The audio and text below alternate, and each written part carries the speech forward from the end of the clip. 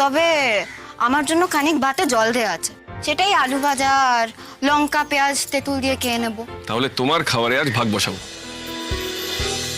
তুমি কি করে জানলে আমার মা বাবা বাড়িতে নেই? সে তো তুমিই বললে আমাকে। তুমি তো ভারী মিছে কথা বলো। আমি কখন বললাম যে বাবা মা বাড়িতে নেই? তোমার সঙ্গে আমার কথা হলো কখন? আমি মোটেও মিথ্যে বলিনি। তুমি আমাকে বলনি ঠিক, কিন্তু চেঁচিয়ে গোটা গ্রামকে বলেছো তোমার মা আর বাবা বিকেলবেলা আসবে। ও, এইবারে বুঝেছি।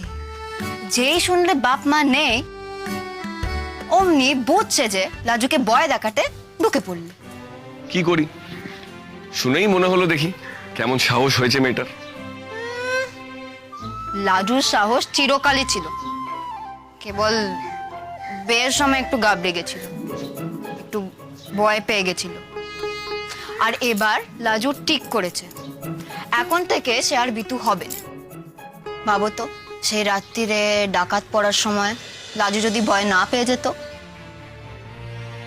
যদি সেও তাদের উপরে হাড়ে রেড়ে করে ঝাঁপিয়ে পড়তো, তবে কি তার কপালে এই ভোগান্তি হতো নাকি? যাকগে, সেসব আক্ষেপ করে আর কি হবে। তা হ্যাঁ গো কিটকেল, তুমি এলে কেন এ বাড়িতে? কেন আসতে নেই? তা কেন, আসলে তুমি তো ঝগড়া করে গেছিলে। তোমার সঙ্গে তো এখন আমার ঝগড়া, বাপ তো হয়নি। তা ভাবেই হয়ে গেল। তা এখন যে এলে, কিছু খেয়ে দিয়ে আসা হয়নি? কোন বোরে বেরিয়েছো বলো তো বাড়ি থেকে? সে যখনই বেরিয়ে থাকি, খাওয়া দাওয়া নিয়ে তোমাকে একটু ব্যস্ত হতে হবে না। তা বললে হবে কেন? এমন দুপুরবেলা তুমি গেরস্ত ঘরে এসেছো, তোমাকে দুটি ভাত না খাওয়ালে আমাদের অকল্যাণ হবে গো। তা তুমি কি এখন আমার জন্য রান্না করতে বসবে?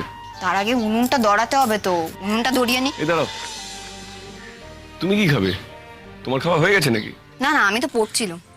তবে আমার জন্য খানিক ভাতে জল দেয়া আছে, সেটাই আলু ভাজা আর লঙ্কা পেঁয়াজ তেঁতুল দিয়ে খেয়ে নেব। বাহ,